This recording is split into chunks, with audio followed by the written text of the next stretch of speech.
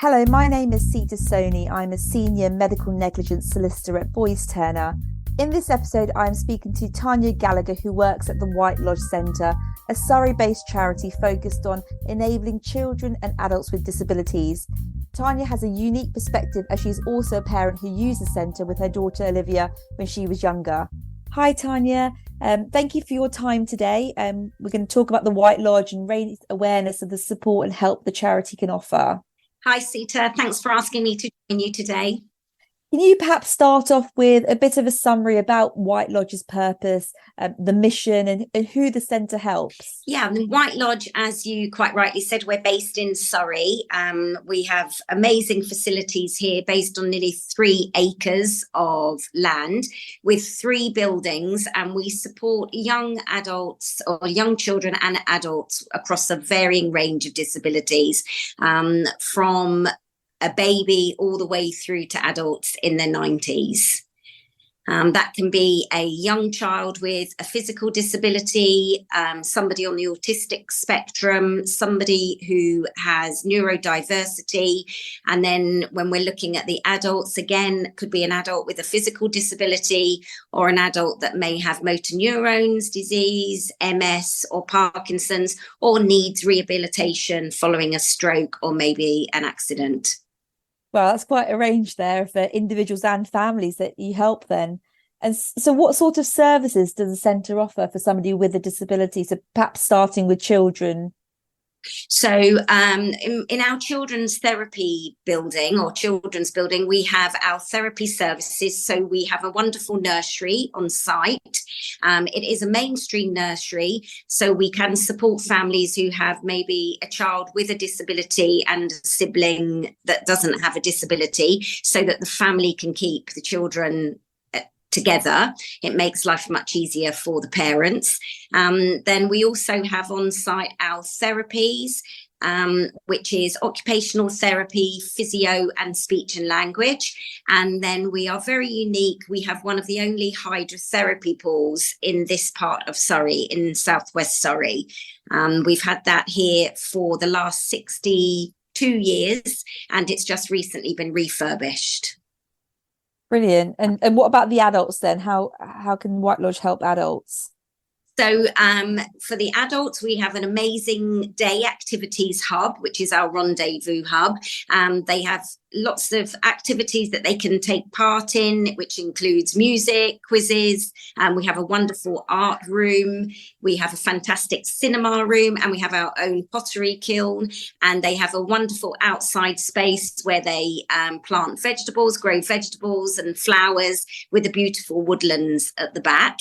And then for the adults, they have a dedicated neuro fitness centre. There are 2 fitness suites up at Rendezvous, and these are dedicated environments for people with a physical disability that need to be able to use a range of adapted equipment. It allows somebody to access fitness and also to have the space around them to be able to use their day chairs if they're using mobility aids, but also the equipment to help them exercise on a daily basis.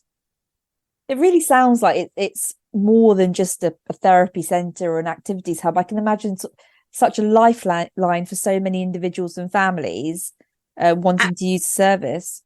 Yeah, absolutely. With the one part of White Lodge we haven't talked about is also our overnight short breaks facility, which is our treetops facility, and that supports young children up to the age of 18. We have 6 bedrooms, and that enables the young people to come. They have a home away from home, but also offers that most important respite that maybe the families or carers need. And I think the one thing that is most challenging, or main thing that is most challenging for any parent or any carer or any partner when you have a disability, is it's quite isolating at times. And as you quite rightly say, being able to come to White Lodge and have the support from not only the staff, but also building relationships with other people that are going through a very similar experience is really, really important. I know from some of the cases that we've worked on, the families that we've helped, that it is that support element is so vital, because it's not just happening to the individuals. The disability is not about just, it's that wider circle, that it is affecting everyone around them, and having that support where you can reach out to other families and other individuals who do understand what you're going through. I can imagine that's really important. Yeah, absolutely. I think at any stage of somebody receiving a diagnosis, or especially in my perspective, having a daughter born, and then realizing that her life was going to be very different, that doesn't just change her life, it changes all of our lives, because it has an impact on everybody, as you say. Mm. All of the plans that you had, and maybe that journey that you thought you were going to be traveling on, is changed instantly, and you have to find a way of coming to terms with that. And I think what White Lodge does incredibly well is it gives you time to come to terms with some of those situations and the challenges that it brings, but also the support network around you, to lift you when you're needing that bit of a pick up, and also just to be a listening ear when you need that support from somebody. No, we often see that the mums, dads, carers, other family members just want that listening ear, want to have a chat with somebody. Could you perhaps tell us about the mum and dads groups that White Lodge offers? Yes, so we, for quite a few years now, we've had an amazing befriending group, which has been run by, it's basically run and supported by parents of either children or adults with a disability. And it means that when somebody needs that sort of support, they are talking to somebody that may have had a similar experience. It means that they can help guide them, pointing them in the right direction for additional facilities, additional services. But again, it's having that person that you feel as the individual that they can really relate to what you're going through, because in most cases they've been through a very similar experience. Only last year we actually set up the dads befriending group, and that's been really, really popular. And I think it's something that for a long time dads have wanted their own platform and their own group and their own space where they could be honest about maybe how they were feeling. And sometimes that is one of the biggest challenges. You don't feel that you can be honest because maybe you feel like you're not doing such a great job. But I think with the befriending group, you are talking to people that have been exactly where you are. And it is a great facility that we have. Yeah, and it's just having that support of appreciating somebody's been there before, you've come out the other side, understands those challenges, not necessarily giving you an answer perhaps, but just talking it through.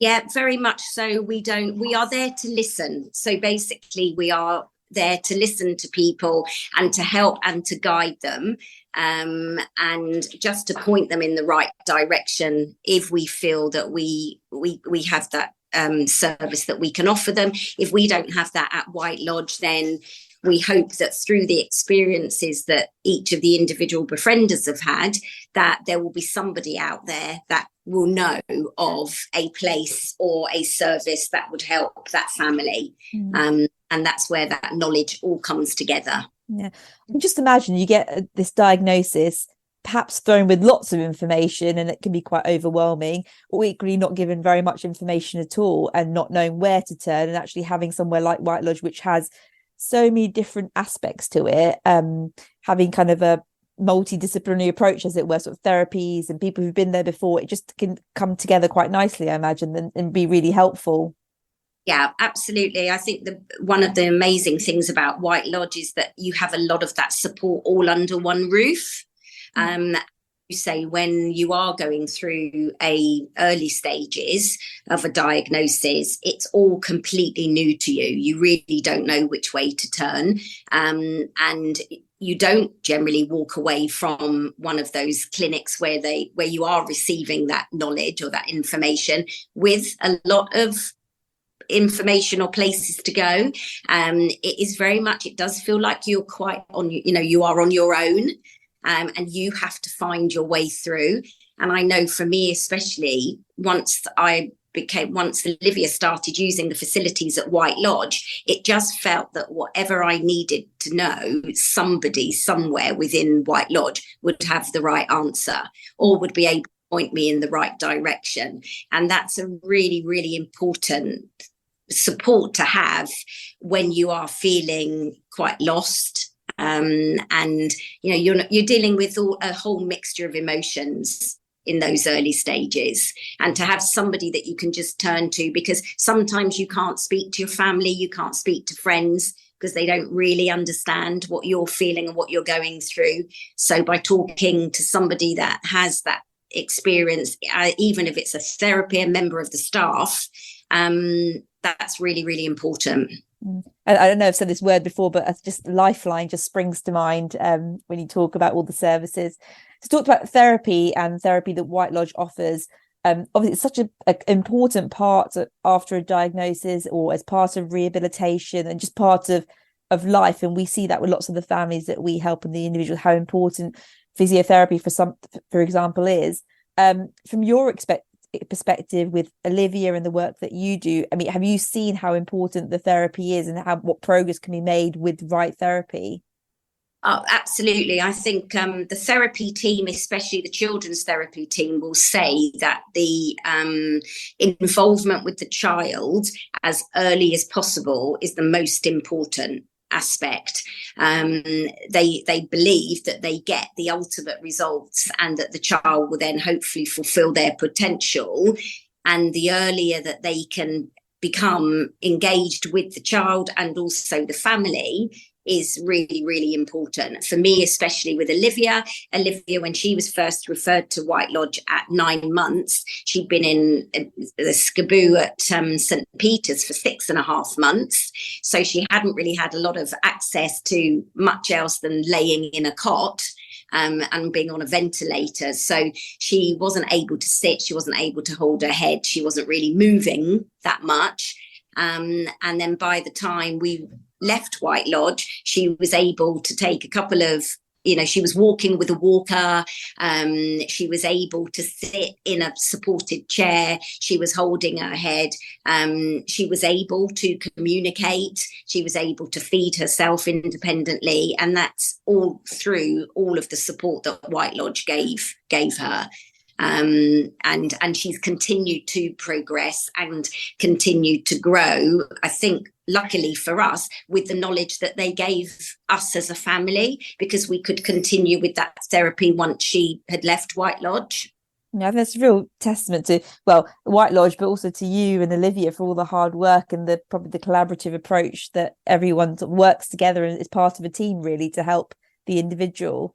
What do you think if somebody's just had a diagnosis or they've just had an injury and for example, a diagnosis of cerebral palsy, a family just got that, how can White Lodge help? What are those sort of first steps that a family might be thinking about to try and get some further support? I think there's such a mixture of emotions and so many questions.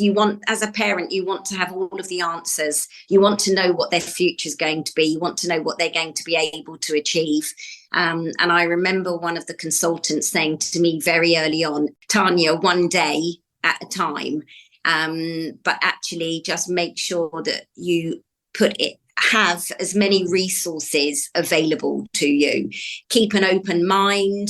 And I think, having White Lodge, that is where the families that can access the services here are incredibly lucky, because there are people that don't live within Surrey that don't have a White Lodge on their doorstep. And I believe, I think for the families that are living in Surrey and have White Lodge, I think maybe the outcomes for some of those children are improved because they are able to access the services.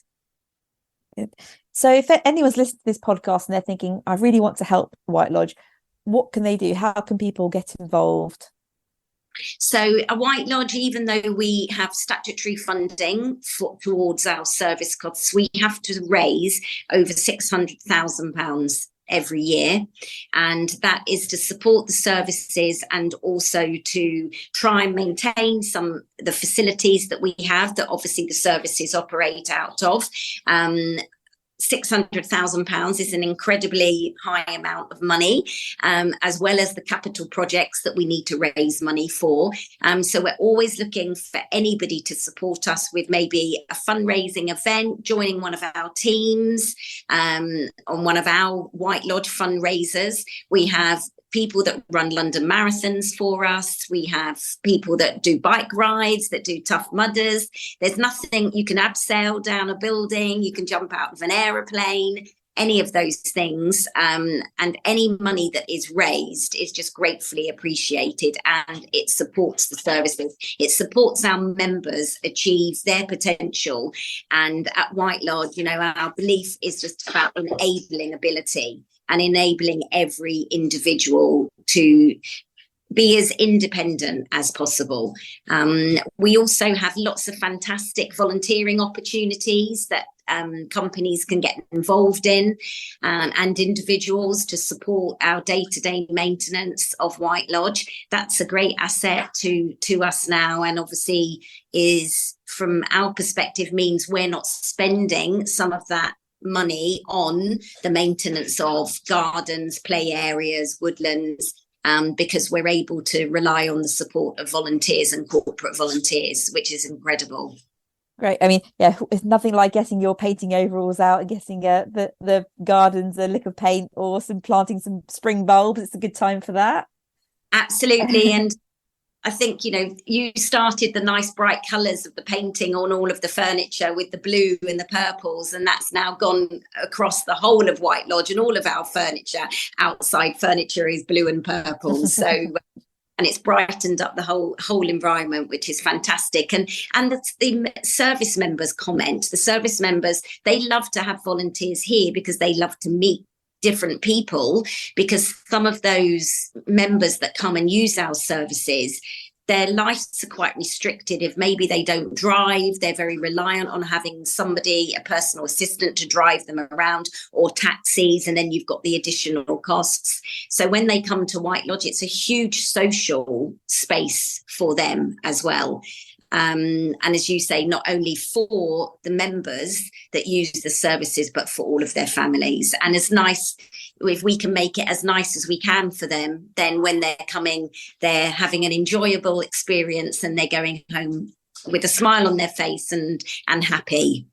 So Tania, we've talked about Olivia and how well that she did with her experience in White Lodge. Can you maybe tell us a bit about how she's doing now?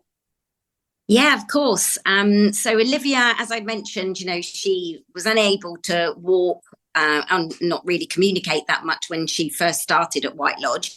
Olivia was also diagnosed as profoundly deaf and severely sight impaired. So we actually never thought that she would be able to live independently. She's now 22. She's at university. She's in her final year of university, just about to go through her dissertation, and she is living independently, completely on her own.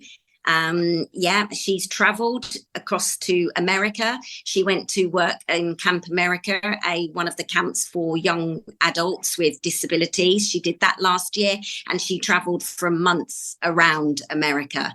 So she has far exceeded any of our expectations. And I honestly do believe that White Lodge, the start that she had, and I think, what they gave us was hope.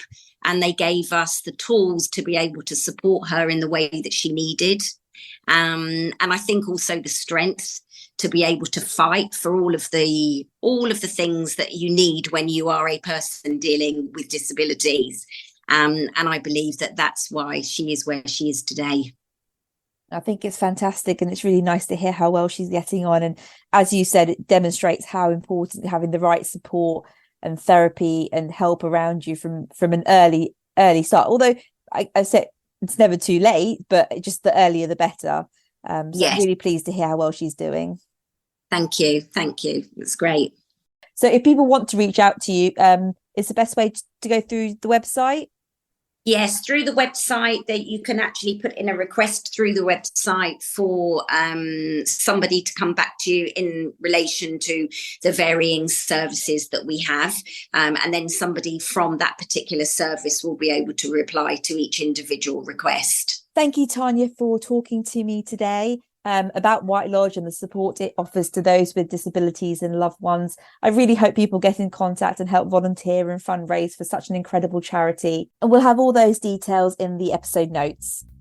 Thank you, Sita, and thanks again for inviting us to be able to share our story and the wonderful place that White Lodge is. Thank you for listening to this podcast. If you or anyone you know has suffered an injury resulting in a disability from medical negligence or other personal injury, you can contact Boyce Turner Solicitor to discuss your own concerns, and our details can be found on our website, mednegclaims. If you've enjoyed the podcast, please like, follow or subscribe using whichever platform you prefer. Goodbye.